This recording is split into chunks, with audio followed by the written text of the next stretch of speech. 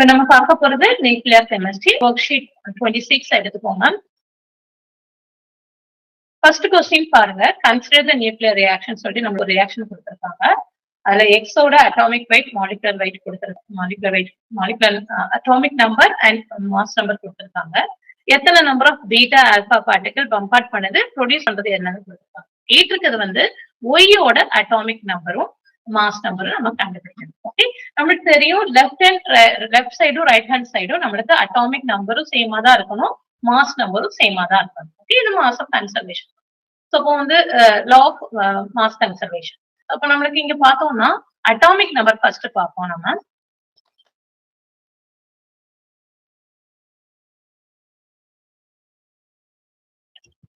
Atomic mass நான் first எடுக்கிறேன். Okay, so atomic mass அப்படின்றது நம்மளுக்கு எனது இங்க 2, இங்க ஆல்பா பார்ட்டிகல் இருக்கிறதுக்கு வந்து 2 4 இருக்கு இல்லையா. Alpha particle is nothing but helium ion.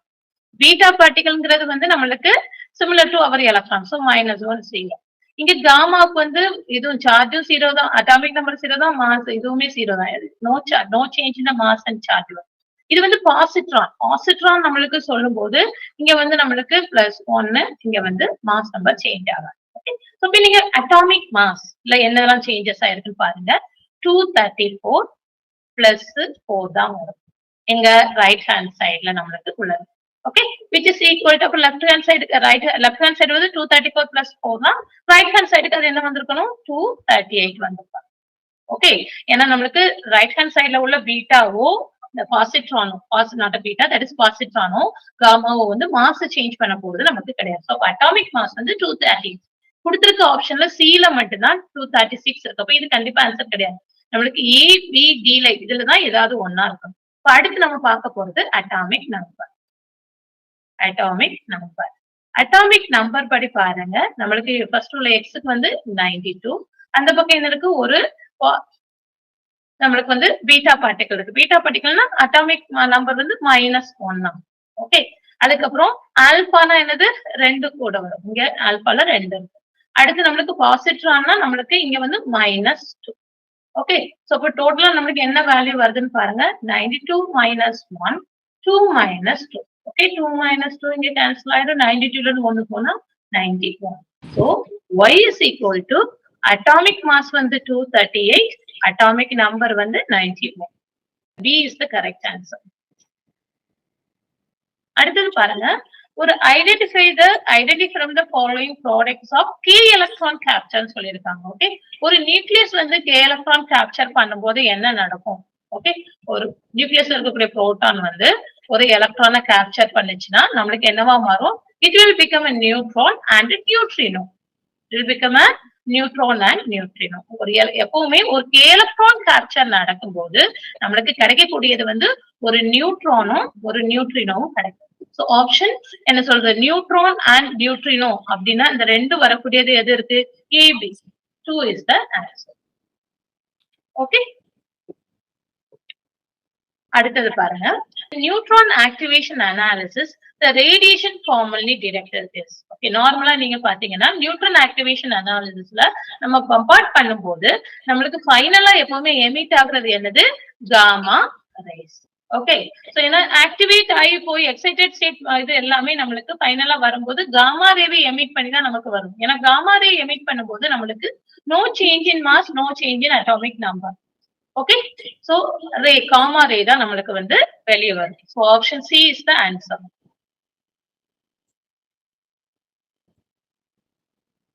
அடுத்த கொஸ்டின் பாருங்க, நம்மளுக்கு கொடுத்திருக்க செட்ல எதெல்லாம் மேஜிக் நம்பர்ஸ் கேட்டிருக்காங்க. Magic number of nucleons. Magic number of nucleons எதெல்லாம் நீங்க பாத்தீங்கன்னா 2, இதெல்லாம் மேஜிக் நம்பர்ஸ். ஏன்னா இந்த நம்பர்ஸ் ஆஃப் நியூக்ளியான்ஸ் இருக்கும்போது அந்த அந்த ஆட்டம் வந்து ரொம்ப ஸ்டேபிளா இருக்கும், அதனால அது மேஜிக் நம்பர்னு சொல்றோம். Okay, 2 8 20 28 50 82 126. These are the magic numbers. இந்த நம்பர்ல எல்லாமே இருக்கக்கூடிய செட் நம்பர். ஃபர்ஸ்ட் செட்ல பாருங்க, நம்மளுக்கு வந்து என்ன சொல்றது, 20 இருக்கு, 28 இருக்கு, 50 இருக்கு, 126 இருக்கு. Yes, that is correct. எல்லா செட்டுமே நம்மளுக்கு வந்து magic number. Option A correct. B பாருங்க, இங்க வந்து 24 கொடுத்திருக்காங்க. This is not a magic number. அதே மாதிரி இங்க அடுத்ததுல வந்து இது வந்து 184 கொடுத்துருக்காங்க. That is not our magic number. அடுத்த இதுலயுமே நம்மளுக்கு என்ன கொடுத்துருக்காங்க 180 கொடுத்துருக்காங்க. That is also not a magic number. Magic நம்பர்ஸ்ங்கிறது இந்த செட்டப் தான். 2, 8, 20, 28, 50, 82, 126. ஓகே, சோ இது ஞாபகத்துல வச்சுட்டா ஈஸியா நம்மளால ஐடென்டிஃபை பண்ண முடியும்.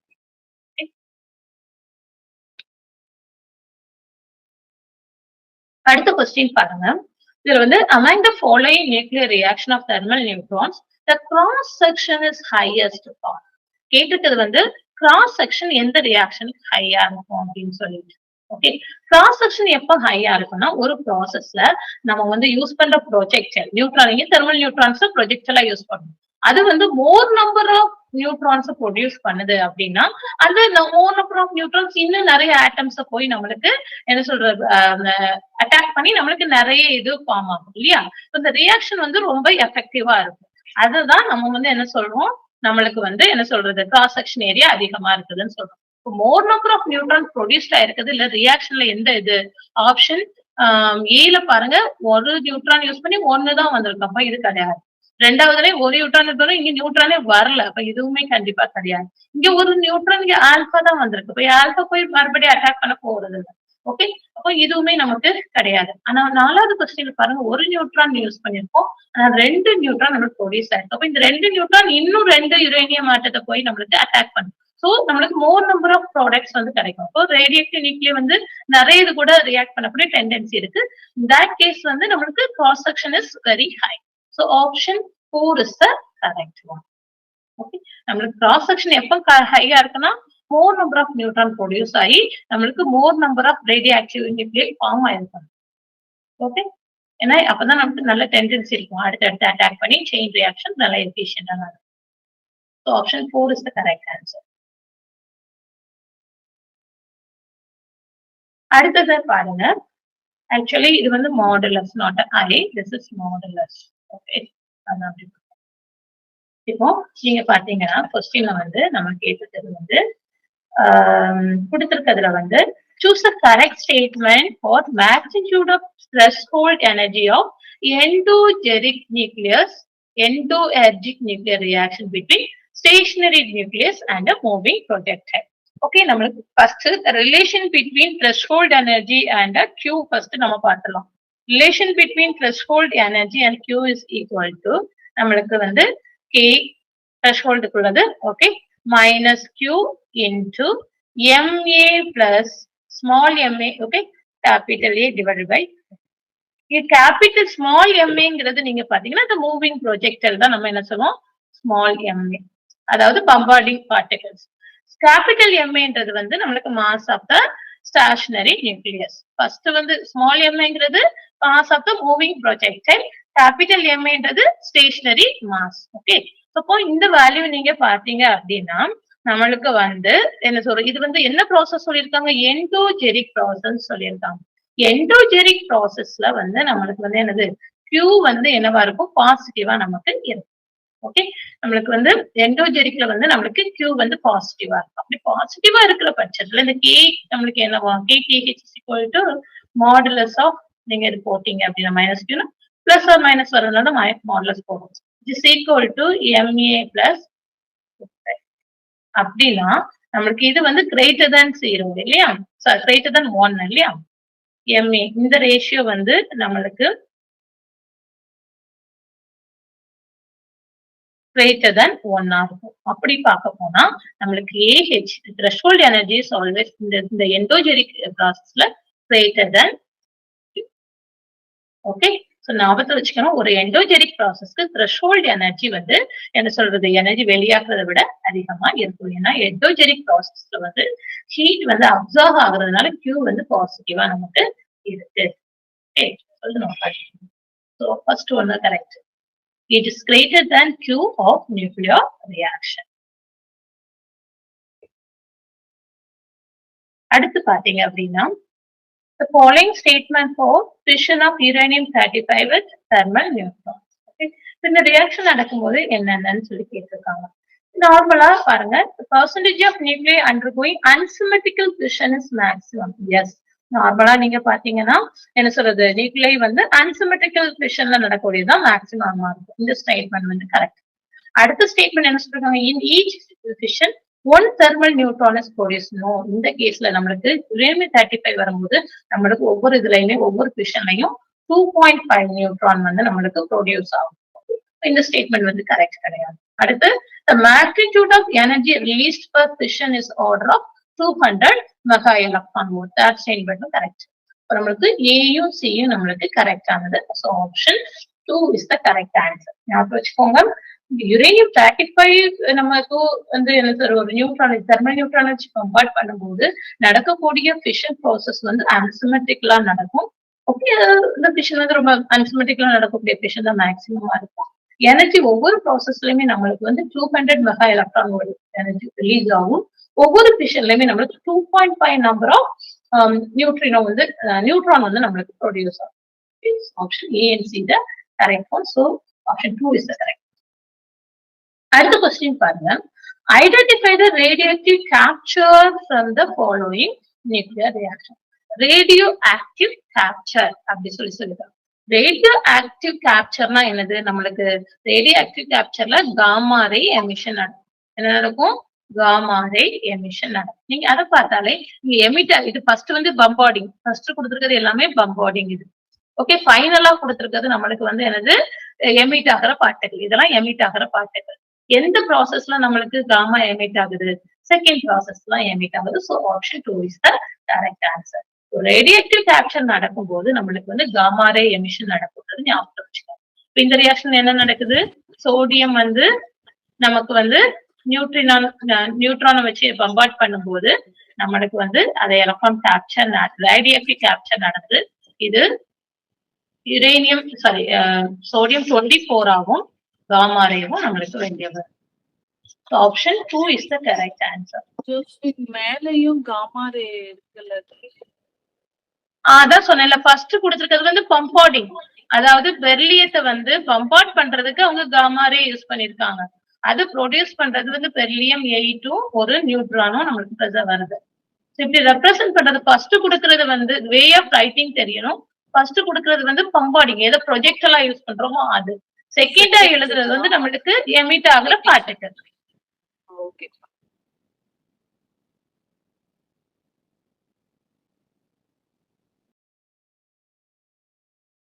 அடுத்த கொஸ்டின் பார்க்கலாம். The nuclides among the following capable of undergoing fission by thermal neutrons. இப்போ fission வேகமா நடக்கணும் அப்படின்னா நம்மளுக்கு வந்து என்ன சொல்றது, அன்ஸ்டேபிள் நியூக்ளியா இருக்கும். ஓகே, ஈஸியா. இப்போ நம்மளுக்கு கொடுத்திருக்கிறதுல வந்து பாத்தீங்க அப்படின்னா தோரியம் 232 வந்து somewhat relatively it is stable. கொடுத்திருக்க நியூக்ளியில இது வந்து நம்மளுக்கு ஸ்டேபிள். யுரேனியம் 233, 235, புளூட்டோனியம் 239 இது எல்லாமே நம்மளுக்கு unstable nuclides. So it will undergo fission very readily with thermal neutrons. So option வந்து எது கரெக்டா இருக்கணும், A, B, C உள்ளது எது நம்மளுக்கு, option 4th one. Okay, A, B, C. Okay, நம்மளுக்கு தோரியம் 232 வந்து நம்மளுக்கு கொஞ்சம் ஸ்டேபிளான. ஸோ இதுக்கு தெர்மல் நியூட்ரான்ஸ் யூஸ் பண்ண முடியாது. யுரேனியம் 233, 35, புளூட்டோனியம் 239 வந்து இது எல்லாமே unstable. So they can be used as a pure. Okay, nuclear pure. அடுத்தது, for a low energy nuclear reaction magnesium 24 Dங்கிறது வந்து டியூட்டீரியம், ஆல்பா ஓகே நம்மளுக்கு ஹீலியம் பாருங்க. ஓகே, இந்த ரெண்டுல வந்து இந்த கரெக்ட் ஸ்டேட்மெண்ட் என்னன்னு சொல்லி கேட்டிருக்காங்க. ஓகே, நம்மளுக்கு நீங்க பாத்தீங்கன்னா டியூட்டீரியம் பார்த்தா நம்மளுக்கு டியூட்டீரியத்தோடது வந்து நம்மளுக்கு வந்து அதோட ரொம்ப ஸ்லோவா இருக்கும். கைனடிக் எனர்ஜி வந்து ஸ்லோவா இருக்கும். அப்ப அதுல இருந்து வரக்கூடியது நம்மளுக்கு எஃபிஷியண்டா இந்த Mg24 எக்ஸைட் பண்ற அளவுக்கு நம்மளுக்கு கிடைக்காது. So kinetic energy of deuterium particle beingறது deuterium particle is not fully available for exciting Mg24. That statement is correct statement. Okay.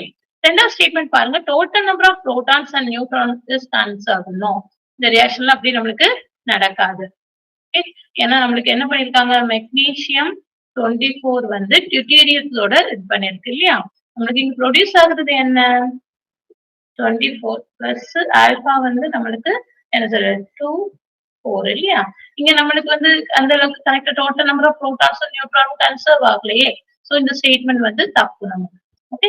அடுத்தது பாருங்க Q value of reaction is much higher in aptitude relative to the heat of the chemical reaction. அதுவுமே நம்மளுக்கு தவறுதான். நீங்க இங்க பாத்தீங்க அப்படின்னா number of moles இங்க வந்து MR MP நீங்க கால்குலேட் பண்ணி பாத்தீங்கன்னா வராது. சோ ஆப்ஷன் 3 தவறுதான். 4வது த்ரெஷ்ஹோல்ட் எனர்ஜி வந்து நம்மளுக்கு வந்து அதிகமா இருக்கும். Q விட அதிகமா இருக்கும். ஓகே. ஏன்னா இது low energy nuclear reaction. So அப்போ நமக்கு வந்து த்ரெஷ்ஹோல்ட் எனர்ஜி தான் அதிகமா இருக்கும் Q விட. சோ இதுவுமே நம்மளுக்கு தவறான ஸ்டேட்மெண்ட். சோ கரெக்டான ஸ்டேட்மெண்ட் வந்து first one. Kinetic energy of d particle is not fully available for exciting negation. Okay, that is the correct statement. அடுத்த கொஸ்டின் பாருங்க. The particles postulated to always accompany the positron emission. ஒரு positron emission நடக்குதுன்னா என்ன particle கூட வரும் அப்படின்னு சொல்லி positron emission நம்மளுக்கு நடக்குது அப்படின்னா நமக்கு எப்ப ஒரு ஆன்டி நியூட்ரினோ வரும். ஓகே, ஒரு புரோட்டான் வந்து நியூட்ரானா மாறும்போது நம்மளுக்கு ஒரு பாசிட்ரானும் ஓகே ஒரு ஆன்டி நியூட்ரினோ கிடைக்கும். Anti neutrino okay. அப்போ நம்மளுக்கு பார்க்க வேண்டியது என்னதுன்னா நியூட்ரானும் ஃபார்ம் ஆகுது, ஆன்டி நியூட்ரானும் ஃபார்ம் ஆகுது. Okay, that combination. Okay, so நம்மளுக்கு வந்து எங்க இது காம்பினேஷன் பார்க்க போனா ஆன்டி நியூட்ரன் பி இருக்கக்கூடியது வந்து A and B neutrino and anti neutrino தான் வருமே ஒழிய தட் ஆக்ஷன். ஓகே, எலக்ட்ரான் வந்து இன்வால்வ் ஆகாது. இந்த மாதிரி ப்ராசஸ்ல எப்பவுமே பாசிட்ரான் எமிஷன் இதெல்லாம் நடக்கும்போது நியூட்ரினோவும் ஆன்டி நியூட்ரினோ தான் இன்வால்வ் ஆகும், எலக்ட்ரான் கிடையாது.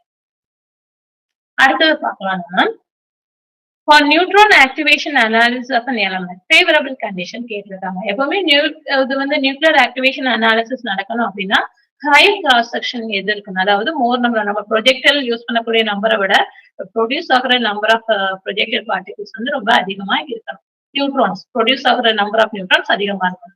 So high energy neutron cross section area of target, that is first one, that is correct.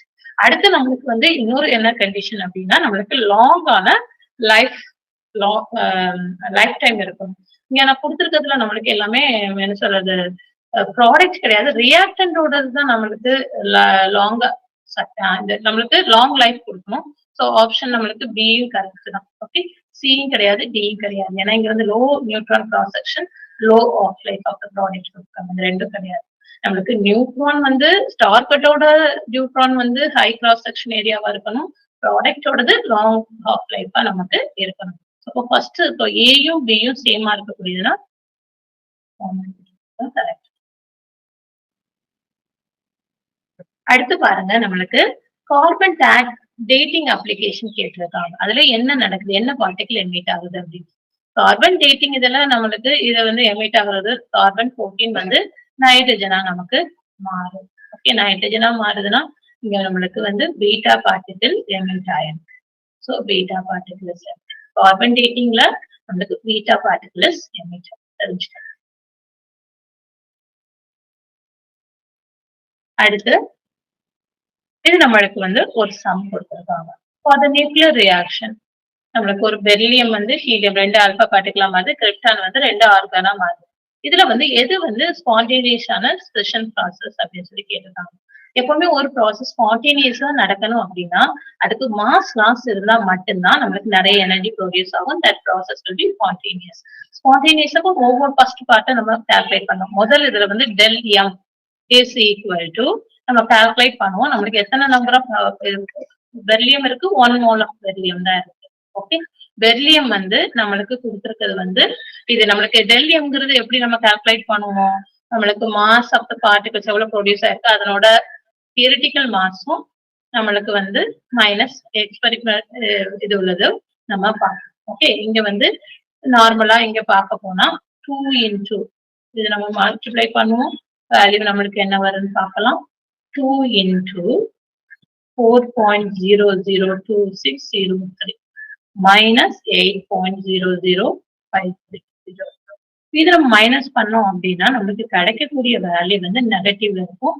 Negative 0.00094. நெகட்டிவா இருக்கு. நெகட்டிவா இருக்குன்னா எனக்கு there is a mass loss. that is mass loss. இந்த லாஸ் ஆகுறது மாஸ் லாஸ் இருக்கிறதுனால அது வந்து எனர்ஜி லிபரேட் ஆகும். ஓகே, எனர்ஜி வந்து என்ன ஆகும்? Energy is liberated. இந்த மாதிரி ப்ராசஸ் அப்ப இது ஒரு எக்ஸோதெர்மிக் இல்லையா? எக்ஸோதெர்மிக் இது வந்து நம்மளுக்கு என்னது? ஸ்பான்டேனியஸ் ஆன process. That is spontaneous. Okay, first category. அப்போ அடுத்து செகண்ட் இது பாருங்க. செகண்ட் இதுல வந்து கிரிப்டான் வந்து நம்மளுக்கு என்னவா மாறி இருக்கு? ஆர்கானா நமக்கு மாறி இருக்கு. ஓகே, இப்போ இங்க வந்து நம்மளுக்கு டெல்லியம் நம்ம கால்குலேட் பண்ணோம் அப்படின்னா டெல்லியம் இஸ் ஈக்குவல் டு நம்மளுக்கு வந்து 2 into 39.96238 மைனஸ் நம்மளுக்கு வந்து எக்ஸ்பெரிமெண்ட்ல உள்ள வேல்யூ 79.81638. ஓகே, இந்த வேல்யூ கால்குலேட் பண்ணோம்னா நம்மளுக்கு பாசிட்டிவ்ல கிடைக்கும் 0.10838 கிடைக்கும். ஓகே, பாசிட்டிவா கிடைக்கும். வேல்யூ வந்து positive. So no mass loss. இப்போ எனர்ஜி வந்து நம்மளுக்கு அப்சார்ப் தான் ஆகுது. That is endothermic. This is endothermic. So this process is non-spontaneous. This process is non-spontaneous. Okay. So அப்போ அடுத்து அப்போ எனக்கு கொஸ்டின் பார்ப்போம். என்ன கொடுத்துருக்காங்க? எது கரெக்ட் ஸ்டேட்மெண்ட் கேட்டிருக்காங்க. E and B are both spontaneous special process. No, நம்மளுக்கு A மட்டும் தான் spontaneous, B வந்து கிடையாது. So ஆப்ஷன் C தான், B தான் கரெக்டானது. B வந்து spontaneous கிடையாது. ஆப்ஷன் கரெக்டான ஆப்ஷன் வந்து பி. ஏ ஸ்பான்டேனியஸ், ஏன்னா அங்கதான் மாஸ் லாஸ் இருக்கு. அடுத்தது வந்து பி வந்து நம்மளுக்கு there is no mass loss. So இது வந்து நான் ஸ்பான்டேனியஸ் ப்ராசஸ். ஏன்னா நம்ம எனர்ஜி கொடுத்தாதான் அப்ப நம்ம நடக்கும். அடுத்த கொஸ்டின் பாருங்க. இது லாஸ்ட் கொஸ்டின் நமக்கு. the species neon and அதாவது நியானோட 19 கார்பனோட 14 emit a positron and beta particle respectively. இப்ப ரிசல்ட்டிங்கா கிடைக்கக்கூடிய ஸ்பீசிஸ் என்ன? நம்ம இப்பதான் பார்த்தோம் கார்பன் டேட்டிங்ல என்ன நடந்தது? நம்மளுக்கு கார்பன் வந்து 14 ஐசோடோப் வந்து நைட்ரஜனா நமக்கு ஒரு பீட்டா பார்ட்டிகல் எமிட் பண்ணும். அதே மாதிரி நியான் 19 வந்து நீங்க பாத்தீங்க அப்படின்னா பாசிட்ரான் சொல்லியிருக்காங்க. பாசிட்ரான் எமிட் பண்ணா என்ன ஆகும்? நம்மளுக்கு இங்க அட்டாமிக் நம்பர் 1 வந்து என்ன சொல்றது? குறையும். ஓகே, பாசிட்ரான் பீட்டானா அட்டாமிக் நம்பர் வந்து கூடும். பாசிட்ரானா நம்மளுக்கு அட்டாமிக் நம்பர் வந்து என்னது? குறையும். இப்போ இங்க அட்டாமிக் நம்பர் 10 இருக்குது, அங்க என்னவாயிரும்? 9 ஆனா that is flooring. there is no change in the mass. எப்பவுமே பாசிட்ரான் பீட்டா பார்ட்டிகல்ஸ் எல்லாமே பீட்டா எமிஷன் வரும்போது நம்மளுக்கு no change in the mass. Atomic நம்பர்ல மட்டும்தான் அந்த மாற்றங்கள் இருக்கும். ஸோ கரெக்டான ஆப்ஷன் வந்து நம்மளுக்கு ஃப்ளூரின் 19 நைட்ரஜன் 14 தான் நமக்கு சரியான ஆன்சர். Okay, thank you.